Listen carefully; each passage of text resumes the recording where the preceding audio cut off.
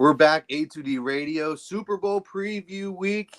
We have another special guest, one of Philly's own down here, WWE superstar Drew Gulak, Philadelphia native, Philadelphia sports enthusiast. Joining us today to talk Super Bowl, talk 2022 Eagles with myself, and over here, Big Dad.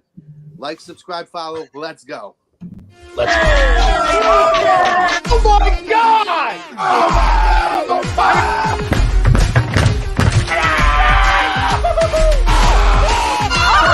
I'm embarrassed! He's flying! Welcome in. It's almost time.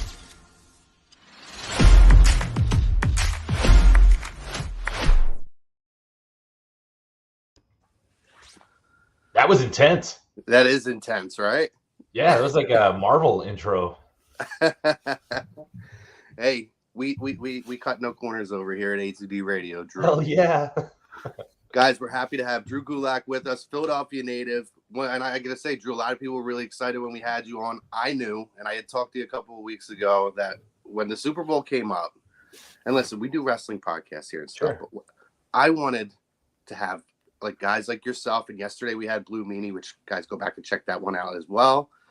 Guys from Philly who I know are Philly through and through fans. You know, we see pictures of you at Philly's games with Wheeler Yuta and Chuck Taylor's always. I'd run into Chuck Taylor at Sixers games all the time. Oh, sure. I said, man, I would love to have these guys do something different. Let's bring these guys on and talk football, talk Super Bowl. So we appreciate you, brother. Thank you. Thanks for having me. Yeah, I'm down to talk about whatever you guys want. I'm excited. Love it. But first, we have a couple bills we got to pay. And Tom, who's paying the bills today? Well, today's show is brought to you by BOAGGIO'S Bread. They're located in Mount Laurel, New Jersey. They're home of the best stuffed breads, tomato pies, sandwiches, cutlets, meatballs, everything. Your desserts, everything taken care of. And go check them out for the big game Sunday. They obviously have a special menu for that as well. And you can use promo code A2D Radio and you get 10% off your order. So go check out BOAGGIO'S Bread. Awesome. I get 10% off my order? If I Yes, use sir. A2D? That's it. That's all you got to do. Yep. Oh, my gosh. And they actually catered. We had a, I think, divisional round. Mm-hmm. I had some guys over from A2D and they catered that event. So I was actually able to like try like a little bit of everything. And it was phenomenal. And I was saying that I had my, what do you call it? I had dessert sitting around for a week and it was still good. So that's when you know, that's when you know it's legit. That sounds BOAGGIO'S, man, they're top notch here.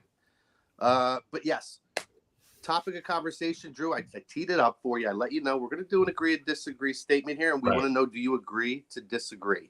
Okay. So, our statement of the day: Hassan Reddick was the biggest Eagles acquisition of 2022. Do you agree or disagree with that statement? You got to agree.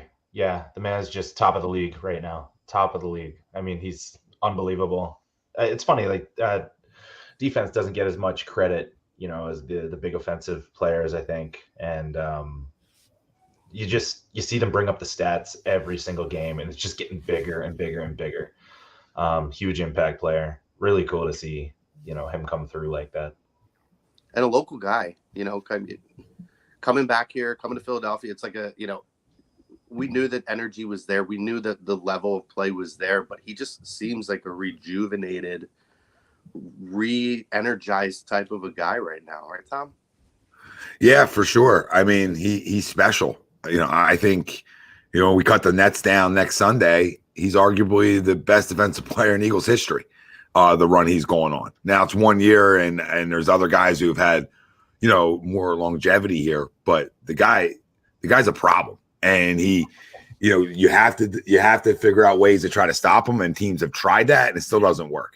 So when you know teams know about you and you're still able to get home and still able to disrupt football games the way he has, it's truly unbelievable. You don't really see it. You know, the special guys, you know, Aaron Donald, you know, and some other guys that you've seen like really dictate the game defensively. You don't see it as much.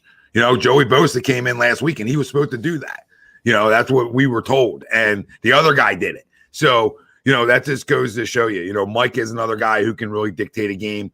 I know he had a little bit of a cold ending to his year, but that's another guy who you got a game plan for and can really disrupt everything you're trying to do offensively. So, you know, I agree. AJ's obviously the hot name and a piece that we needed. And we need every piece to get to where we got to, obviously, right? You don't get there without a bunch of good signings. But it's an easy answer and an easy agree.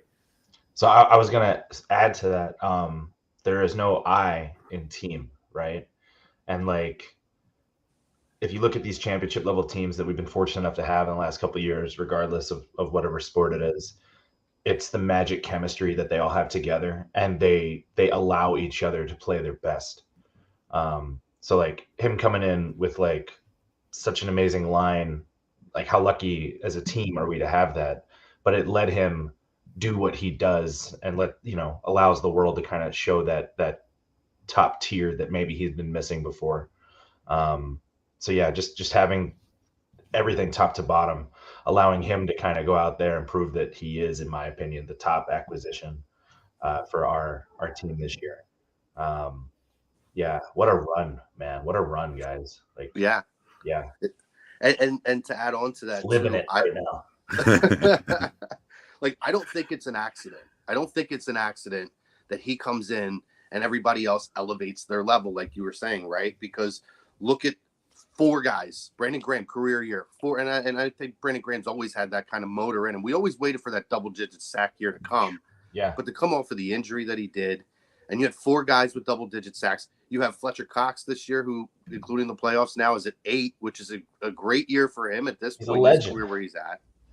There's just I believe that success kind of trickles down with everybody, and like you said, when there's a chemistry there and guys just kind of know their spots and know their roles and can get after the quarterback, this is the kind of fruits that you have. And in order to do that, you have to have a guy who's elite. And that was what the key to bringing Hassan in was. He's that elite guy. He's that guy who's going to command a little bit more of that attention and allow some of these other guys now, because he's going to get some of the double teams to let some of these other guys get at home. So, I mean, I have to agree to the poll question, obviously, as well. A.J. Brown's a sexy name. Oh, yeah. No, and he killed it, too, you know. How weird is it, though, like, guys, that you can have a career year, set single-season wide receiver records in this organization that has had a number of very, very good wide receivers who have put up some big numbers over the years. And first year in, with a quarterback who people thought couldn't throw the football, and he sets the all-time organizational yards receiving record. Yeah. Pretty special. Yeah, legendary. And Eagles have had some good receivers over the years, too. So can't argue with J Love 47 down there. It says we're not where we are without AJ. But I think it just goes to show you like how good this team has been, top to bottom. Letting everyone kind of giving everyone the opportunity to make the plays, and then just executing. Like, you can't say the wide receivers are as good as they are without talking about our offensive line and our tight ends.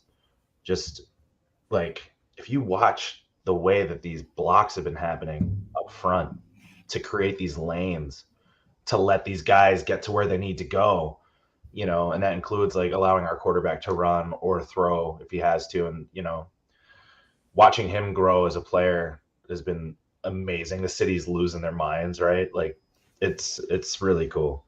Yeah. We're lucky, guys. We're real lucky right now. Oh, dude. I mean, you got 2 Hall of Famers, like bona fide Hall of Famers. And it's a lock if they win a second Super Bowl. For those guys to be, the core of that offense of 2 Super Bowl winning teams with different quarterbacks and head coaches. That's a lock for those 2 guys to be in the Super Bowl. You have probably, at the very least, you have the best right tackle in football over the last decade and the best center over the last decade. And it's not even close. Yeah. So you talk about that special chemistry. Oh my God. I mean, but, I just think in today's NFL, points, you can put points up big, but you have to have a defensive front. That's how you win at the front. And that's why Hassan, to me, like, everybody loves the skill positions. But at the end of the day, like, guys, we won a Super Bowl a couple years ago with Nelson Aguilar and Torrey Smith. And I'm not saying that having an A.J. Brown and Devontae Smith having special years isn't huge. But at the end of the day, you have to keep points off the board as well. Yeah. We saw it this year with Dallas, how tough that game was. You put up almost 40 points. They put a 40 burger up on you and beat you. And against a team like Kansas City, you don't have that pass rush, an all-time pass rush. And we talked about it yesterday, Tom and Drew. You let me know if you agree with this as well. I think this is the best pass rush Patrick Mahomes in a single game will have ever faced in his career. Right. I agree. I completely agree. Just look at the Niners game. I get what they were saying with their offense going down, but at the end of the day, they couldn't put touchdowns up. They couldn't move the ball. And why did that happen? It happened. It wasn't because, a guy came in banged up. Because A.J. Brown was running the ball or running real fast and making catches. It's because, our line shut him down. Yeah. And then our defense came in and took the quarterbacks out. They weren't coming in banged up. They took the quarterbacks out of the game because they got to the quarterback. Yep. That was the game changer. That was the dagger. The game was over after the first quarter. Yeah. The game was probably over when they got to the stadium, right? Or when the matchup came out. But everybody's like, oh, well, look who you beat. Well, we did that. We created that. And when you're talking about how important defense is in a league where they want you to score points. Points are exciting. Points, right, sell tickets per se. Points drive fantasy sports. The list goes on. And the rules cater to an offense, right? So the more guys that you have up front that can create havoc, that's the difference. That's the difference because most teams in the league that are left standing come playoff time, the majority can score points. But what's the difference maker? The difference maker is can you get stops and enough of them, right? And I think that is what more teams are going to, they're going to go and they're going to look at what Howie did again this year, and they're going to see the similarities in 2017. They're really going to see it on the importance of having 7-8 guys up front that you can rotate in to stay fresh. I mean, big part of BG's success this year was Hassan Reddick because now his snaps can be limited.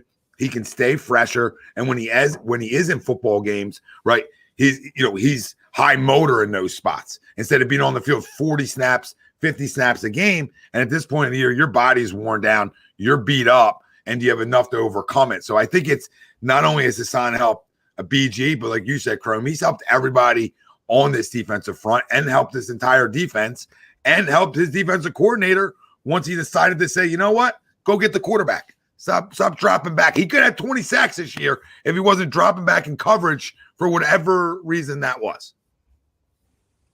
Yeah, I completely agree on that. Absolutely. And you even mentioned how it trickles down to the secondary because you look at the year that guys like Big Play Slay and James Bradbury was another great acquisition in the offseason. CJGJ, what a great acquisition he was. All these guys, when you're getting pressure on the quarterback, that secondary is going to have a field day. They're going to make mistakes. They're going to have opportunities for turnovers and have big years. No, you're right. You're right. It works from up front back. Right, it just does. So if you have a good front seven, should make not the three of us are going to play corner, but essentially like the three of us can play corner. When you have that kind of pass rush, it helps everybody. Because I think Bradbury's had a good year, but I think Slay's had a really down year in terms of Slay's standards. Right now, we're going to the Super Bowl. How down was it? But I think it's been a little down in terms of. Listen, I don't like to take jabs, but I think there was a 5 or 6 game stretch where he disappeared for a while. I agree. Yeah. And I agree. And I think the numbers stated, I'm not like big into the analytics side of things either. But when you call yourself Big Play Slay, there wasn't a lot of big plays this year. And part of that just comes with getting older. But I think, again, do those guys get a little bit more exposed back there this year, even though both have had good years and they're arguably probably the best tandem in football, right? Do those guys get maybe exposed this year if there isn't that type of front? Or like we talked about yesterday, Chrome, Drew, is it all helping each other, right? Or are we locking guys down? Because we're playing a lot more zone than we are man. And I think that helps guys that are a little longer in the tooth too. When you talk about Slay and Bradbury, not saying they're old, but football years, we would say that they're more coming on you would think their downside than their upside. Heading towards the backside. Yeah. There is that factor to consider.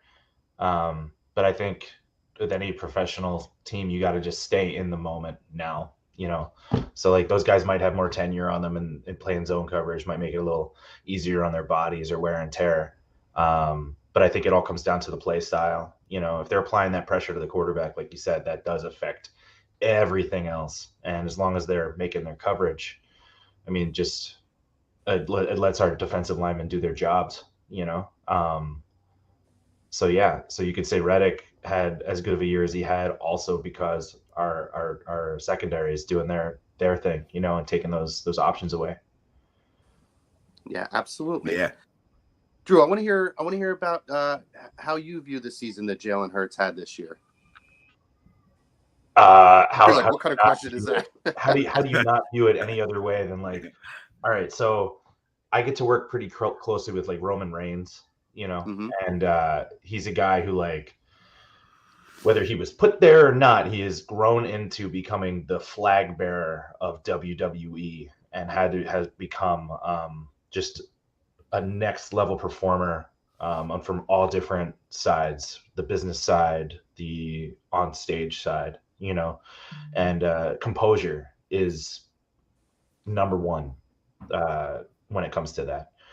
When I see Jalen Hurts this year, not just in the way he executes his plays and, you know, still like is able to run the ball so much. We can talk about that in a sec, but like just his composure off the field and on the field shows me the kind of leader that he has grown into at such a young age too, which is that blows my mind. But I see a lot of similarities between the two of them, between Roman and you know, Jalen. And it's everything right now. He's the glue that has held everybody together and lifted them up and just increased the quality of the whole organization, from the coaching staff all the way to the players on the field. So yeah, how can you argue? And then the numbers to back it up too, just crazy numbers this year. He might have thrown for 4,000 yards if he didn't miss games. Yeah, sure. that was there. And he's so calm, right, Drew? Chrome, like he's such a calm. That's what I'm talking about, like the composure. Yeah, I saw it definitely goes through the whole locker room and the whole organization. You're right. It's so true. Everything. So whatever they're going to pay him next year, he's worth more. I agree. He is worth more. You're talking about generational changes. Like if this guy becomes a franchise player for years, like we know he's going to be on and off the field, not only is he going to be good for this team now and in the near future, but he's going to be inspiring generations of people to step up and become. We're talking 50 to 100 years here, ripple effect of him doing his job right now. But I was going to say, I saw a picture of him yesterday in his it was his locker room, and right in the front back, he's got a quote from Michael Jordan, just like kind of talking about that, you know, with professionals. If you could, I don't have it right in front of me, but you could probably pull it up. It might be on his Instagram or something.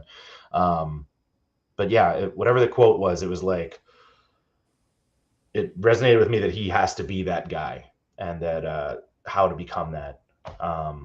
So yeah, it's more than just his stats and like his playmaking ability. It's everything top to bottom. And, you know, just it's been really motivational for me to see that. And, you know, he's embraced the city big time. And that's been very, very loudly heard from him. So as a Philly boy, that's really nice to see, you know. That's a great point too, Drew, because, you know, I don't want to turn this into a 5-party, okay? But it's interesting. You heard him say during the NFC Championship celebration, or it might have been after in a press conference or something. He knows that he wasn't the chosen guy here by the fans when he originally got here. But he doesn't let that be something that affects him on the field, where he has we look at 5, right? Mm-hmm. 5 never got over the fact that he got booed on draft night. Never got over that. But I look at Jalen, and Jalen has embraced all of this. Yeah. He understood what the situation was. I can't hear you. His mic's gone too. Quick, let's talk before he gets another line. Are we sure about that? Like, because players, you find stuff. Like, I could say the same thing for Jalen for even saying it, you know, after the NFC title game, like, hey, people didn't believe in me, right? And you have the right to say that when you go and you accomplish things, right? Like you have the right to then tell people like and let it be clear, like, hey, I remember. I'm like an elephant. I remember what was said, etc. But I think a lot of athletes use it for the motivation side. Like I think he was asked the question though. No. I'm not taking a shot at him. I'm just making the point. We can't say it for one and then make it like, well, like it's the same for both. Like Donovan used it as motivation too. Like maybe said it too much. They're different personalities. Never got over it. Maybe not. But do we know it was all woe is me, or was it I'm using this to try to drive me? That's what I don't know. I don't have that answer. That's what I'm saying. So even if you are using it to drive you at some point, like when you're in the public eye like that, you see it constantly. Even if you try to avoid it and you say like, it doesn't bother me, you still see it. You still feel it. It's just how you are able to stay composed and focused. When you talk about someone like Donovan, I was going to bring him up because Hurts, is moving the ball the way he does with his mobility. When McNabb came in at first, that was his huge, that was like the big thing that everyone was pushing, was how fast this guy is and how he can break out of the pocket and just tear ass downfield.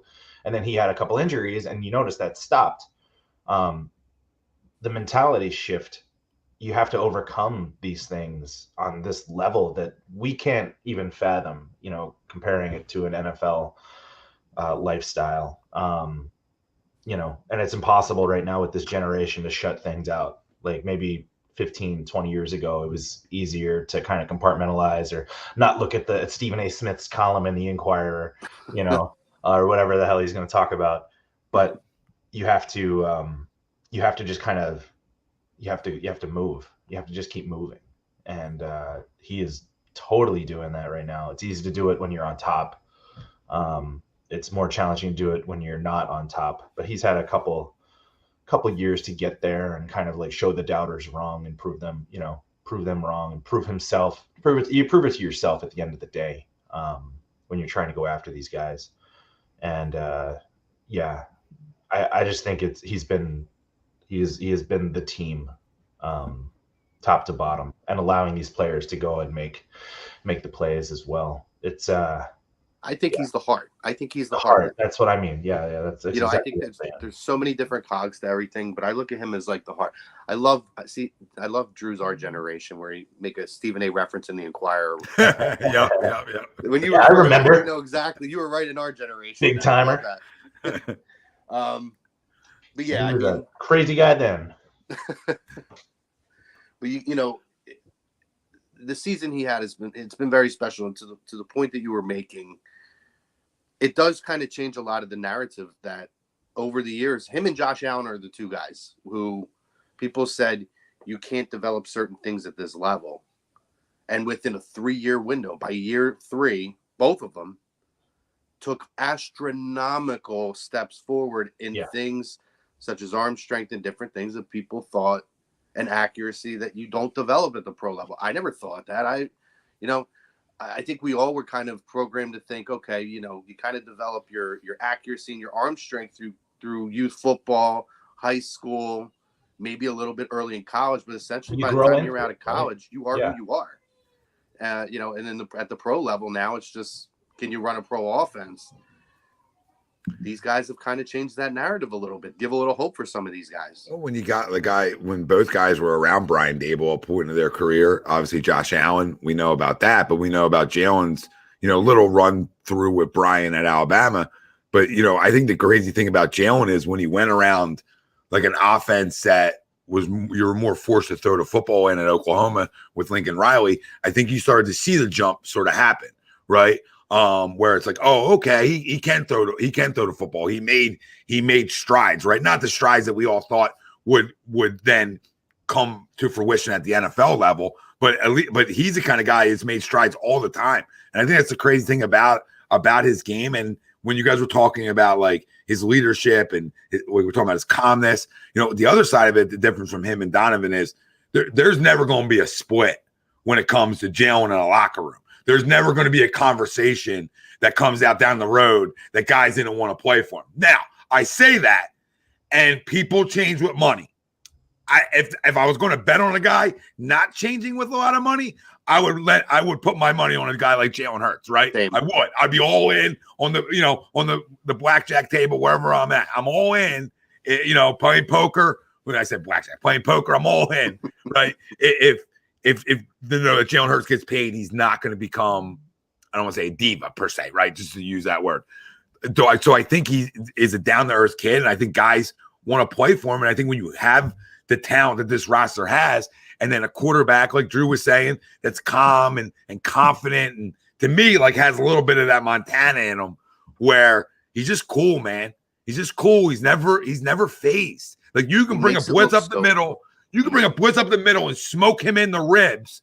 And the next play, he's not flinching, right? We all remember Draft Day, the movie. We all remember Draft Day. I know our buddy Greg Walkman's probably watched it 1,000 times, but we all remember it. Go watch that. Go watch what he does after he gets hit. Go watch that. But that's true, right? Like that's just one example, right? Yeah. Go watch. Nobody showed up to his birthday party. Like those things matter in pro sports. We always talk about it, Chrome, when Ben was here, etc. Like when you're the alpha dog and you're getting paid all the big time money, everybody else looks at you.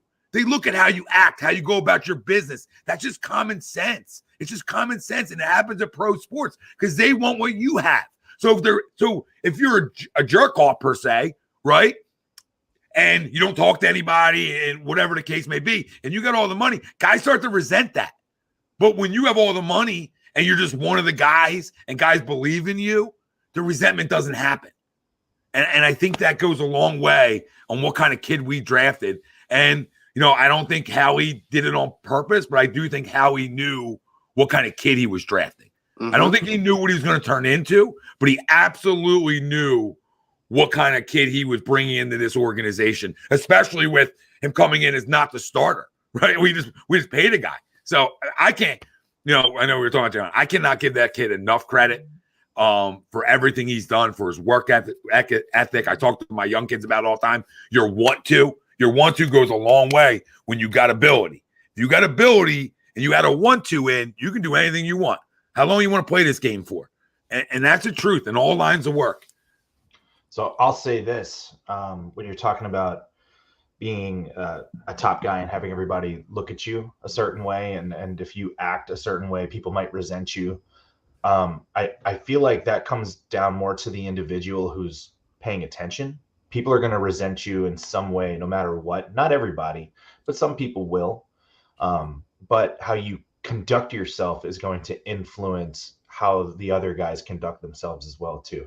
So, for example, if he becomes a diva and starts being a jerk off to people, that's going to make it okay for the guys who are in the mid-level to be like, okay, yeah, I can be a jerk off too, or they'll take it a certain way and be a little more lenient with that. If you have someone who's more composed and more, I don't know, a nicer dude for lack of a better term, that also carries its weight too. And I think when you're talking about a locker room, an environment, a positive business, it is very much a top-down environment. And his composure, from what I can see, is really professional and very fair. And it like I said, it's easy to do that when you're on top, right? But at the same time, he didn't have to be. He could be a diva when money comes around or whatever too. Well, true. He did do it on the bottom too, right? Per se, like to your point, he has done it when he's hit rock bottom in Alabama, and he could have ran and taken his ball and go home, sure. Right? So he's, to your point, he's proven it. He's proven it every step of the way what his character is. Yeah, and that's so important. And I couldn't handpick. I've said this 1,000 times. Chrome's heard it like a bunch, but so you hear it. Like I couldn't handpick a better leader to lead my football team. I couldn't handpick it. And there's a lot of really good quarterbacks I'll take, right? But like even Brady, they didn't handpick it, right? He wasn't the ideal candidate when they got him, and it's just how things work out. And you play the chips that you're dealt, or the cards that you're dealt, right? And how the chips lay. And he had to go through that to get to where he is now, probably many times in his career. From he's so young. It's like, it's crazy to say, like, in his career, crazy. So, right? But that's the thing, like, and as young as he is, he's played in a lot of really big games too. Yeah, and when you're younger, you don't know that you're. There's a maturity about him. It's crazy. Right.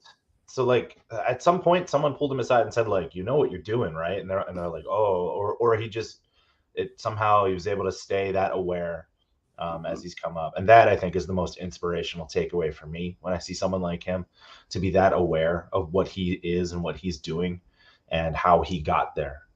It's very difficult for anyone to do it in any part of life, to be like in high school and know like what you're doing, you know, to get to where you got to go. Or if you're a college athlete and know like if you're making the right decisions, like you don't know, you know, but you gotta get there at some point if you're going to stick around. Yeah, everybody's journey is different. So his is really cool to watch unfold right now too. Yeah, we all learn from experiences, right? Yeah. Experiences what shape us. You know, you know, at 40, every experience I've had is shaped today. So I mean, you know, it's true though. I mean, you know, I'm around younger, you know, the youth sports world a lot, and you know, you can tell when a guy has it figured out early.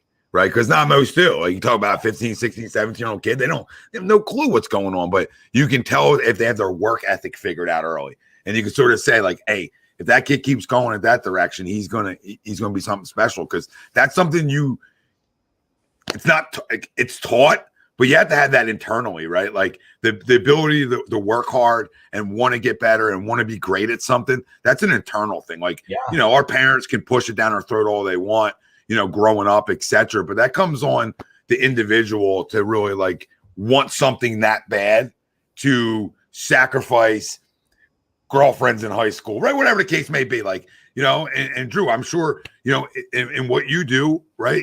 There's sacrifices that go in to, you know, to wanting something that bad. There's tons, you know, like that's one of the stories you'll hear from a lot of the vets. I mean, if you go back and watch, do you guys remember Tough Enough? Remember that show, Tough Enough, the original? Yes. If you go back and watch like the first episode, I think Triple H is giving a speech on like, you leave your families at home, you know, 150 days a year or whatever it is. And that you hear that over and over again from veterans in the wrestling industry. But I think one of the things that's not really talked about a lot, and I think it might start to be talked about now, is like, when you say you need to have that drive and that focus and make the sacrifices and all that, you have to be like aware of your mental health in a way that you can kind of be fluid enough to do these things, but also know when to pull back. Because I've seen so many people come up just in wrestling and like they know they have to sacrifice. They hear they have to sacrifice to make it, and they'll literally throw everything away and have no balance at their home life. And that comes back to bite you in the ass sooner or later. And I've seen it happen time and time again, consistently. You know, it's not a new thing, and it hasn't shown signs of going away. But I like to think that the guys who do get to make it to that next level, they have some kind of a support system or some kind of a strategy, you know, to help them deal with those kinds of pressures. You know, and you kind of have to figure that out one way or another. I know if I didn't have people close to me who supported what I do, it would have been 10 times harder to even get to where I am now. But at the same time, I have to be confident in myself, you know, and still be aware of like where I sit in time, because, you know, time's all you got at the end of the day. True. Very true. Before we move on to Super Bowl, I'll put a pin in the Jalen thing here, and I'm going to put it this simply. Pin him. I feel like this kid, it's the leadership quality. He literally might be the ideal person who, if you have children or you're coaching, like you said, Tom, to say, this is the guy currently that you need to take a look at. See how hard this guy works. See the results this guy has. Like he is, and I think you mentioned it yesterday, Tom. It's been talked about. He might be the most marketable professional athlete in pro sports right now. Yes. And he's still so young. You're muted.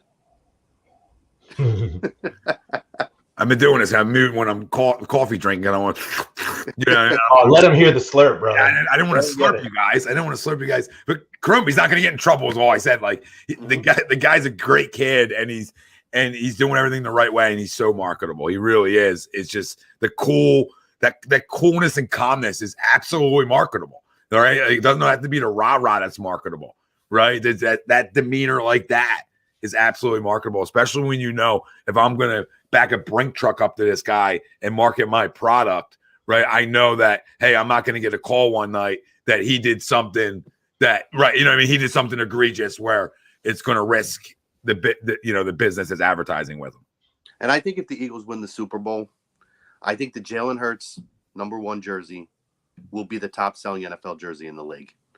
Not even close. I'm telling you right now. You could just see already. it. It's not already. It might be. You're right. It might be. I can't find one, man. I was looking online the other day for one. I couldn't find one. Oh, I got the gray one with the patch coming, but it's after the Super Bowl. I shouldn't have ordered online. I should just went to the store. But so getting to the Super Bowl. Give us some of your keys here, Drew. Give us some of your keys to the game, and then we're going to ask you for a score prediction and a Super Bowl. Keys to the game and a score prediction. Guys, come on, man. It's the Super Bowl. Keys to the game. I mean, it's the same thing to me. It's what everyone else has been saying. Just do what you do. Just do what you've been doing.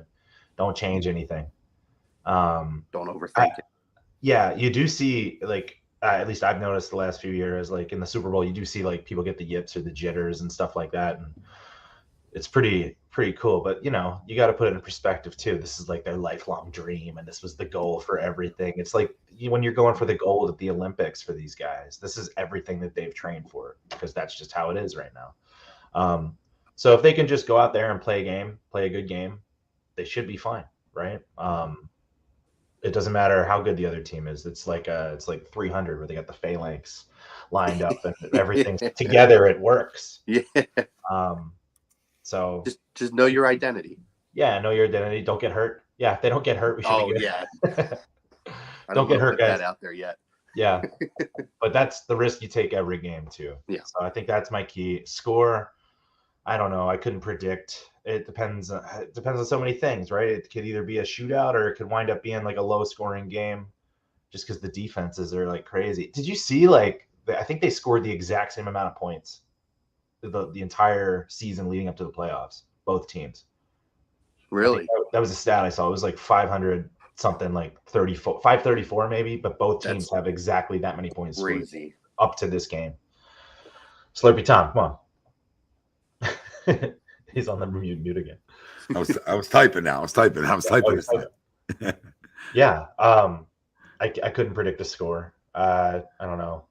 21-14 end of the day. Seems like a Eagles? Yeah, of course. All right. 21-14. You heard it from Drew Gulak. Do you have somebody you think could be an MVP? Jalen Hurts, man. Jalen Hurts, the MVP pick. I like it. I got this game being close. I think I have it somewhere in the vicinity of I don't know. My score I feel like is changing every day. Like 31.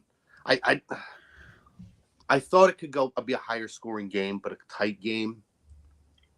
Like somewhere in like the 31-26, 31-27 range. But the more I'm thinking about it, with the way these two teams play, with the way they run the football, particularly the Eagles, I don't know if there's going to be a whole lot of game clock out there for Kansas City to put up a 26 or 27 burger. And on the other side, you know, I think if we're going to be running the football, we're going to be using a lot of clock. And I think that we're going to have to run the football. So I'm thinking probably more along the lines of like a 27-23 range. Not too far off from where you're at. But mine can change tomorrow. I don't know.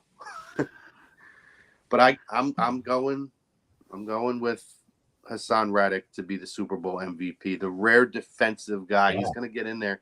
He's going to get a 2.5 sack burger in here. Oh man, I'm right with you, Chrome. Like I feel like I want to change it. I don't know if I want to stay where I'm at. I've been at the same score this entire time, which has been 27-24 Eagles. The thing that would worry me, I think if it gets into the 30s, that could maybe be a problem. Yeah. Right. I don't know if I want to play into Patrick Mahomes' hands. That being said, I know we can win games in all kinds of different ways and fashions. We've done it all year long. So if you want to get in a shootout, we've shown that we can do the shootout. If you want to get into, you know, a lower scoring game, we've proven we can play that style too. But, you know, I think if you start getting up into the 30s, you know, it starts to worry me a little bit. Maybe we're not getting enough stops, right? So I'm I'm going to stick with the 27-24 through all that nonsense I just said. I'm going to stick 27-24. I don't really remember who I picked yesterday for Super Bowl MVP. I don't think we picked one yesterday. Okay. I'm liking the odds too. If you are a better, the 30 plus 3,700 on Hassan Reddick seems real like a reasonable $10 throwdown. Yeah, let me take my son. I don't know how he wins it because the quarterback's got to throw him the football. So, but let's talk a national championship type replay from Devontae. Maybe a 3-touchdown game. You know, something big that way where you're almost forced to have to give it to him. So I'll go Devontae just to be different. Love it. Drew, you got a lot of stuff going on. You can see Drew on WWE television, obviously. NXT, been working a lot through NXT, which has been great to see. But what else you got going on, Drew? I mean, as far as like stuff we can talk about, we got WWE 2K23 coming out soon in a couple months here. That should be available on all the major platforms, I think, except for the Switch. So if you guys got the Xbox and PlayStation or the PC, you can pick that up. It's looking good. It's looking real good, guys. Yeah, the game does look really solid. Huge step forward, and this one's just kind of continuing the trend. So if you're into wrestling video games, like check that one out. But yeah, you can watch me currently on Tuesdays at NXT. That's 8:00 on the USA Network Eastern Time. And yeah, maybe I'll pop up Raw and SmackDown here and there if the opportunity presents itself. Yeah, as far as projects, that's about it for now. Yeah. Might got some other things in the works in the near future, but we shall see. Awesome. Drew, open invite anytime you want to come on and talk some birds, talk Phillies. I know you're a big Phillies guy too. Yeah. We would love to have you back. Maybe like a little season preview or something. We'll drop you a line, see if you're available. Yeah, but, keep in touch, guys. I love it, you know. Yeah, we feel like I'm home right now. Yeah.